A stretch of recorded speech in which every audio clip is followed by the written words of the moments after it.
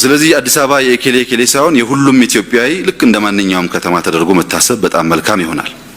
ከኦሮሚያ አንፃር በህገ መንግስቱ ያለው መብት የኦፒዲዮ አክቲቪስቶች ምንድነው እያራገቡ ያሉት? በመጨረሻም ጠቅላዩ በአዲስ አበባ ጉዳይ አቋም መያዛቸውን ተከትለው ከክልሉ ፕሬዝዳንት ሽመልስ አብዲሳ ጋር መፋጠጣቸው እየተነገረ ሲሆን ከዚህ ጀርባ ያለውን የተቀነባበረ ድራማ በዝርዝር እንቃኘዋለን። ይህም የቀድሞ የፓርላማ አባሉ ዶክተር አንጋሶ ሽመልስን ኦሮሚያን ግጤ የጨረስክ የሲሚንቶ ሌባ ሲል የተናገረውን ንግግር እናድምጠው።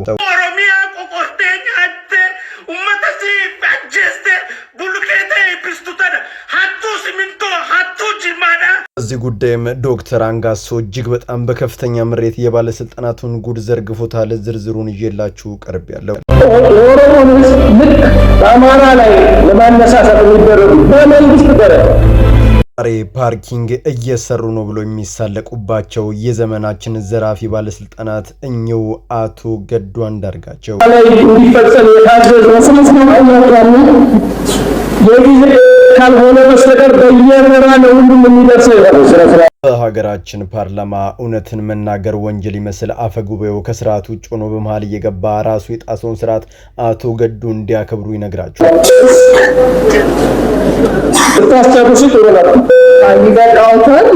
እዚህም ከሰሞኑ በፓርኪንግ ስራ ላይ መታየታቸውን ተከትሎ እየከሰሩ ፖለቲከኛ መሆናቸውን ጊዜ የሰጣቸው ቅሎች ሲሳለቁባቸው አስተዋዩ ህዝብ ደግሞ በድጋሚ እንዲያሉ ስህተቶችን እንዳይደግሙ አድርጎ የመለሰላቸው ምላሽ የብዙሃኑን ትኩረት ስቧል። በዙሪያም ዝርዝር መረጃዎችን አጋራቸዋለሁ።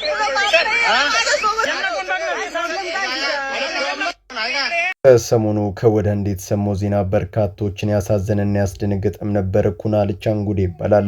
ቤተሰቡን አይፎን ስልክ እንዲገዙለት ይጠይቃል። አባቱም ቀስ ብሎ እንደሚደርስ ይነግረው በራሱም ብሎም በእናትና አባቱ ላይ ያደረሰው አደጋ ድብቁ በሰው ነፍስ ላይ የሚሰራው የአይፎን ማስታወቂያ ምን ይመስላል? በመረጃ አስደግፍ ያሳያችኋለሁ። ሰላም በመላው ዓለም ላይ የምትገኙ ውድ ቤተሰቦቼ እንዴት ናችሁልኝ? እኔ ደህና ነኝ። ቸሩ መድኃኔዓለም የተመሰገነውን በዛሬው ቆይታችን እጅግ በጣም አዝናኝና ቁም ነገር አዘል ቪዲዮዎች ይላችሁ መጥቻለሁ። ከናንተ የሚጠብቀው እንደተለመደው ቪዲዮውን ላይክ እና ሼር ማድረጋችሁን አትርሱ። ዳይ ወደለት ቪዲዮ። አንድ ሰው ግን ፎቶ አይነሳ የምር ከየት እንደሚያመጡት ፋሽኑን እኔ ራሱ ግራ ይገባኛል። እስኪ እንመልከታቸው።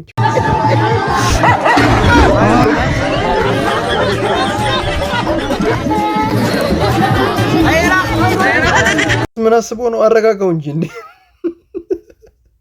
ይመጠምጥላችኋል። እነሱ ደግሞ ከኋላ ያሉት ሽጉጥ አቀባብሎ የቆሙ ነው ይመስሉት። በቃ ፓስ ያደርጋሉ አየር ላይ እሱ በቃ ስራውን ይሰራል። ኧረ ወገንታት ወዴት እያመራን ያለ ነው? የሚያምርብንና ማያምርብንን ሁላ ጠፍቶብናል።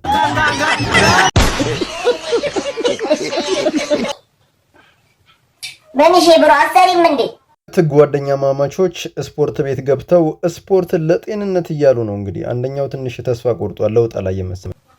ምንም አይነት ለውጥ እያየን አይደለም እኮ ዝም ብለን ነው እናንተ የምንለፈው። ወይ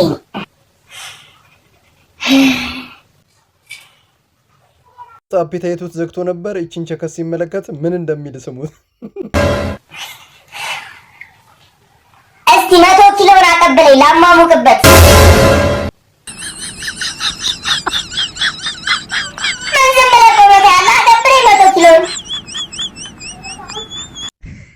አንድ ሰዎች ግን ትለያላችሁ። በኖርማል ሰዓትና እህቶችን ካያችሁ በኋላ ያለው ለውጥ ዘይገርም ነው። ከዜሮ ወደ 100 ኪሎ ነው የገባው ባንዴ።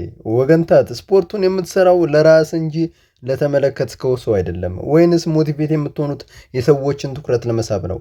አንዳንድም አለ ሴቶችን ሲመለከት አራዳ የሆነ ሳብ የሚያደርገው መስሎት ጓደኛው ላይ የሚያላግጥ። ይህ ህመም ስለሆነ እንደነጽ ጸባይ ያለባችሁ ሰዎች ምረቱን ይላክላችሁ። ለወንበር ከመሮጥ ከአፈሙዝ ጋራ ፓርኪንግ ያበልሃል የሰላም እንጀራ። ዛሬ በማህበራዊ ሚዲያ ላይ ከፍተኛ መነጋገሪያ የሆነውን የብዙዎችን ቀልብ የሳበውና እጅግ በጣም ጥልቅ የሆነ ማህበራዊ መልእክትን ያዘለውን አጀንዳ ይዤላችሁ ቀርቤያለሁ።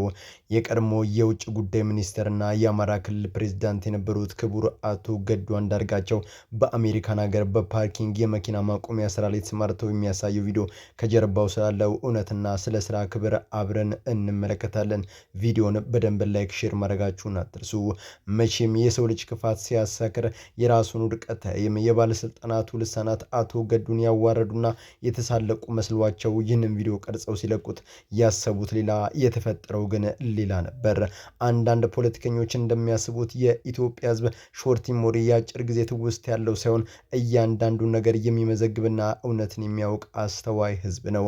መጽሐፍ ቅዱስ ላይ ሐማ ለመርዶክዮስ የቆፈረው ጉድጓድና ያዘጋጀው ስቅለት ራሱን እንደበላ ሁሉ ዛሬም በሰው ስምና ክብር ላይ ለመሳለቅ ጉድጓድ የቆፈሩ አካላት ራሳቸው ገብቶበታል። ሊያዋርዱ ታስበው ቪዲዮን ለቀቁ። ሕዝቡ ግን በክብር አነሳው። በአሁኑ ወቅት በርካታ የኢትዮጵያ ባለስልጣናት በስልጣን ዘመናቸው የህዝብን አደራ በልተው የሀገርን ሀብት በማሸሽ ለነገ ቅንጦት ሲዘጋጁ ማየት በተለመደበት ዘመን የአቶ ገዱ ድርጊት የሁላችንም ትልቅ ትምህርት ነው። ከየትኛውም የሌብነትና የተንኮል ሀብት በላይ በሀቅ በላብና በስራ ጥረት የሚገኝ ሳንቲም እውነተኛ ነጻነትና የአእምሮን እረፍት ይሰጣል። ትላንትና ትልቅ የሀገር ኃላፊነት ላይ በውጭ ጉዳይ ሚኒስትርነትና በክልል ፕሬዝዳንትነት የነበረ ሰው ዛሬ ከስልጣን ሲወርድ እንደ ማንኛውም ተራ ሰው ሰርቶ መኖር መቻሉ በትትናና የንጹህ ህሊና ማሳያ ነው። ስራ ክብር ነው። የሚያሳፍረው በህዝብ ደምና በሙስና መክበር እንጂ ሰርቶ መብላት አይደለም። አቶ ገዱ በስልጣን ወንበር ላይ ያሉም ሆነ በስልጣን ወርደው በራሳቸው ግልጽ መስመር መሄዳቸው ከህዝብ ጎን መቆማቸውና ለህሊናቸው ታማኝ መሆናቸው በዚህ ድርጊታቸው ዳግም አስመስክሮታል። እውነተኛ የሀገር ፍቅር፣ ታማኝነትና ቁርጠኝነት በቃላት ጋጋታ ሳይሆን በእንዲህ አይነት ቅንና ንጹህ ህሊናን በሚያስደስት ተግባርም ይገለጻል። ለዚህ ነው ህዝቡ ቪዲዮን ሲያይ በመሳቅ ይልቅ ለአቶ ገዱ ያለውን አክብሮትና ድጋፍ በጥፍ ጨምሮ የታየው። ውድ ተመልካቾቼ በክብርና በሀቅ የሚኖሩ እውነተኛ መሪዎቻችን ሁሌም በህዝብ ልብ ውስጥ ይኖራሉ። ከስልጣን በኋላ የሚጠብቀን እውነተኛው ዳኛ ህሊናችንና የታሪክ መዝገብ ነው። በላቡ ሰርቶ የሚበላ ሁሉ የተከበረ ነው። ለክቡር አቶ ገዱ አንዳርጋቸው ያለንን ጥልቅ አክብሮትና አድናቆት እየገለጸን ፈጣሪ ረጅም ዕድሜና ጤና፣ አእምሮ የረፍትና ባሰቡት መልካም ነገር ሁሉ ስኬትን እንዲሰጣቸው ከሙሉ ልባችን እንመኝላቸዋለን። የሰው ነፍስ ያንገበግበናል፣ ቋቅ ብሎናል። የብሔር ብሔረሰብ እልቁቶችን ሁሉ ተተምኖ ካልኩሌት ተደርጎ ተቀምሞ እየተሰራጨ ያለ የቀድሞ የፓርላማ አባል የሆኑት ዶክተር አንጋሶ የሚናገሩት ነታ ብዙዎችን እያነጋገረ ይገኛል። ለመሆኑ ይህ ነገር በማን ነው እየተሰራጨ ያለው? ስሙት። ከኦሮሚያ ክልል ፕሬዝዳንት ጽሕፈት ቤትና ከኦሮሚያ ክልል ብልጽግና ቢሮ ነው እየተሰራጨ ያለው። በአንድ ወቅት ከኦሮሚያ ባለስልጣናት ጋር በጣም በቅርበት ሲሰሩ የነበሩት በኋላም ባላቸው አቋም ምክንያት ከስልጣን ማዕድ ገሸሽ የተደረጉት በሽመልስ በከፍተኛ ሁኔታ ወንትድ የሆኑት ዶክተር አንጋሶ በሚዲያው ሰራዊት ምስኪኑን ህዝብ የሚያባላ ዲቫይድ ኤንድ ኮንከር ከፋፍልና ግዛ የሚለው ስትራቴጂ በሽመልስ አብዲሳና በዘመኑ ባለስልጣናት በከፍተኛ ሁኔታ እንደሚመራ እዛ ላይ ያሉ አመራርና አካሄዶቹ ሁሉ ስር ነቀል ለውጥ ከነ ካቢኔው እንዲህ ካልተገለበጡ በቀር መቼም ሞት አይቆምም። ቃሌን ለምድር ለሰማይ። ዛሬ በሀገራችን የፖለቲካ መድረክ ላይ በስፋት ስለሚዘወትረውና ሁላችንንም ክፉኛ ዋጋ እያስከፈለን ስላለው ከፋፍልና ግዛ ዲቫይድ ኤንድ ኮንከር ስትራቴጂ አጭር ትንታኔን ይዤላችሁ ቀርቤያለሁ። ፖለቲከኞች ይህንን ሴራ ለምን እንደሚጠቀሙበትና እኛስ እንደ ህዝብ እንዴት ማክሸፍ እንደምንችል ሳይንዛዛ በደንብ አድርጌ ያቀርብላችኋለሁ። በሀገራችን ፖለቲካ ውስጥ ከፋፍልና ግዛ አዲስ አይደለም። ነገር ግን ከጊዜ ወደ ጊዜ እየረቀቀና አደገኛ እየሆነ መጥቷል። መሪዎችና የፖለቲካ ሊቃን የህዝቡን ልዩነቶች ብሔር፣ ሃይማኖት፣ ታሪክና ቋንቋ እንደ ውበትና አንድነት ማጠናከሪያ ከመጠቀም ይልቅ እርስ በርስ ማጋጫ የጦር መሳሪያ አድርገው ሲጠቀሙበትም በግልጽ ፍንትው ተደርጎ ይታያል። አንዱ ማህበረሰብ በሌላው ላይ በማስፈራራትና ጥርጣሬን በመዝራት ህዝብን እንደ ህዝብ አንድ እንዳይሆን ትልቅ ግድግዳን ይገነባሉ። መሪዎች ይህንን የሚያደርጉት ሳያውቁ ቀርቶ ሳይሆን ሙሉ በሙሉ በታሰበበት ስሌት ነው። ለምን ቢባል ምላሹ አንድና አንድ ነው። የስልጣን ዘመናቸውን ለማራዘም ይረዳቸው ዘንድ ህዝብ በብሔርና በሃይማኖት ሳይከፋፈል አንድ ከሆነ የሚጠይቀው ስለ ፍትህ፣ ስለ እኩልነት፣ ስለ ልማትና ስለ ዲሞክራሲ ይሆናል። ይህ ደግሞ በህዝብ ጫንቃ ላይ ለተቀመጡና ሙስና ለተጠናወታቸው ሹመኞች ትልቅ ስጋት ይሆንባቸዋል። ህዝቡ እርስ በርሱ በጥርጣሬና በግጭት ሲጠመድ ገዢዎችን ማንም ሳይጠይቃቸውና ሳይቆጣጠራቸው በስልጣን ኮርቻዎቻቸው ላይ ተደላድለው ይቀመጣሉ። የህዝቡን ቁስል የባለስልጣናቱ የስልጣን ማራዘሚያ ነዳጅ ሆኖም ያገለግላል። ይህንን የጥፋት ስትራቴጂ ማክሸፍ ማክሸፍ የሚችለው የፖለቲካ ፓርቲ ሳይሆን ራሱ ነቅቶ የነቃው ህዝብ ነው። ሴራውን ለማክሸፍ የሚከተሉትን ወሳኝ እርምጃዎችን መውሰድም ያስፈልጋል።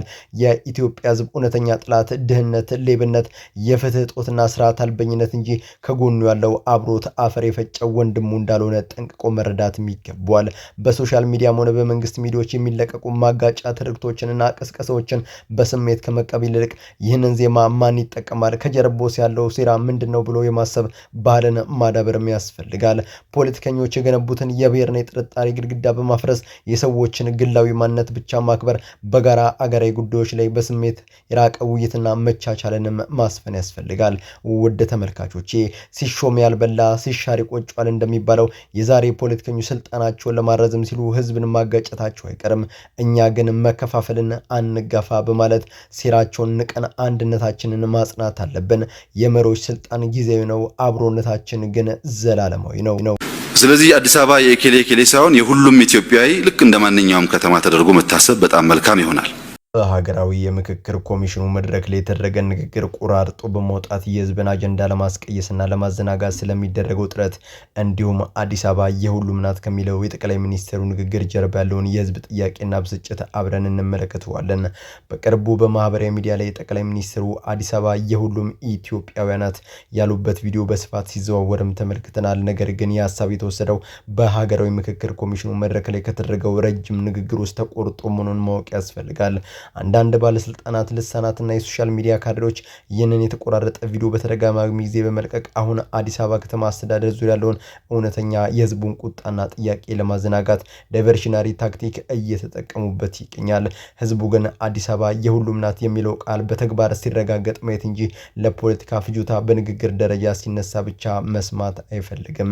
ጠቅላይ ሚኒስትሩ በእርግጥም አዲስ አበባ የሁሉም ኢትዮጵያና መሆኗን ከልባቸው ካመኑ እርምጃ ሊወስዱባቸው የሚገቡ ወሳኝ ጉዳዮችም ነበሩ። እንደ አቶ ዮናስ አዳይ ያሉ የምክክር ኮሚሽኑ ኮሚሽነሮች በአዲስ አበባ አጀንዳ አሰባሰብ ሂደት ላይ በግልጽ በጤራ ወረቀት በህገወጥና በአሳታፊ ባልሆነ መንገድ ህዝብን ትክክለኛ ድምፅና ውክልና ወደ ጎን ሲገፉ መንግስታት ዝምታ መምረጡ ትልቅ ቅሬታን ፈጥሯል። መንግስት እነዚህን የህዝብ ድምፅ የሚዘርፉ አካላትን ለህግ አቅርቡ ቢሆን ኖሮ ህዝቡ በጠቅላይ ሚኒስትሩ ንግግር ላይ እምነት ሊያድርበት በቻለ ነበር። ነገር ግን ይህ ባለመሆኑ የበርካቶችን አመኔታ አሳጥቶታል። በመጨረሻም ልናስምርበት የሚገባው ትልቁ ጉዳይ አሁን ያለው ወጣት የትላንቱ አለመሆኑ ነው። አካሄዳችሁን ህዝብ አውቆታል። የዛሬ ወጣቱ በግልጽ እየተናገረው ያለው ሀቅ ነው። በፕሮፓጋንዳና ቪዲዮዎችን በመቆራረጥ የህዝብን ስሜት መግዛት የሚቻልበት ዘመንም አብቅቷል። ከዚህ በኋላ በሴራና በማዘናጋት የሚታለል ወጣት የለም።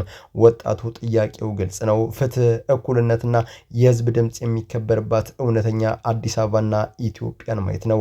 ውድ ተመልካቾቼ ፖለቲከኞች ቃላትን እያሰመሩ ህዝብን ለማዘናጋት ቢሞክሩም ህዝቡ የሚመዝነው ግን በተግባር ነው።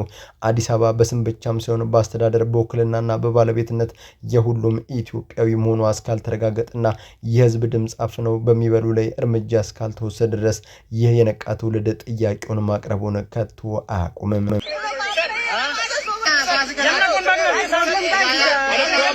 በሌላ ዜና እጅግ በጣም ልብን የሚሰብር ነገር ግን ለሁላችንም በተለይም ለዘመን ወጣቶችና ቤተሰቦች ትልቅ የማንቂያ ደውል የሆነ አሳዛኝ ዜናን ከወዲህ እንዲላችሁ መጥቻለሁ። አንድ ዘመናዊ ስልክ አይፎን እንዴት የአንድን ሙሉ ቤተሰብ ህይወት በቅጽበት ሊያጠፋው እንደሚችልና ቁሳዊነት ስነ ልቦናችንን ሲቆጣጠረው የሚያመጣውን አደጋ አብረን እንመለከተዋለን። ከሰሞኑ ዓለምን ያስገረመውና ከፍተኛ ሐዘን የፈጠረው ዜና ኩናል ቻንጉዴ የተባለው ወጣት እንዲሁም ቤተሰቡ ላይ የደረሰው አሰቃቂ አደጋ ነው። ኩናል ቤተሰቦቹን ውድ የሆነውን አይፎን ስልክ እንዲገዙለት ይጠይቃል። ቤተሰቦቻቸውም አቅማቸው ስለማይፈቅድ ጥቂት ጊዜ እንዲሰጣቸው ይለምኑታል።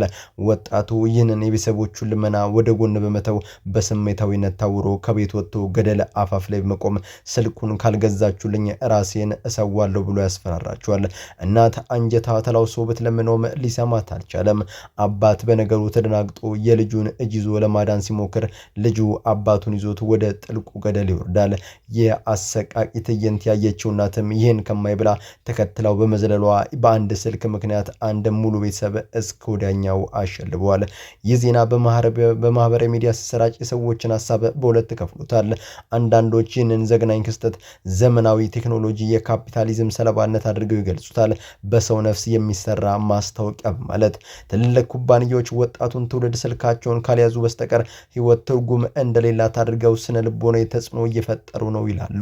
በሌላ በኩል ደግሞ ብዙዎች ችግሩ ያለው በስልኩ ሳይሆን በልጁ ደካማ አስተሳሰብ ላይ ነው ብለው ይሞግታሉ። አንድ ጉዝ ዕቃ ከወላጅ አባትና እናት ህይወት ሊበልጥ አይችልም። የፍጹም የሆነ የስሜት አለመብሰልና ራስ ወዳድነት መገለጫ ነው ማለትም ይኮንኑታል። ወዳጆቼ ይህ ክስተት ሁላችንንም ቆም ብለን እንድናስብ የሚያደርግ ትልቅ ማስተማሪያ ነው። የሰው ልጅ ክብርም ሆነ ደስታ በሚይዘው ስልክ፣ በሚለብሰው ልብስና በሚነዳው መኪና አይለካም። ቁሳቁስ ዛሬ ኖሮ ነገ የሚጠፋ ነው። ቤተሰብና ህይወት ግን በምንም የማይተካ ውድ ስጦታ ነው።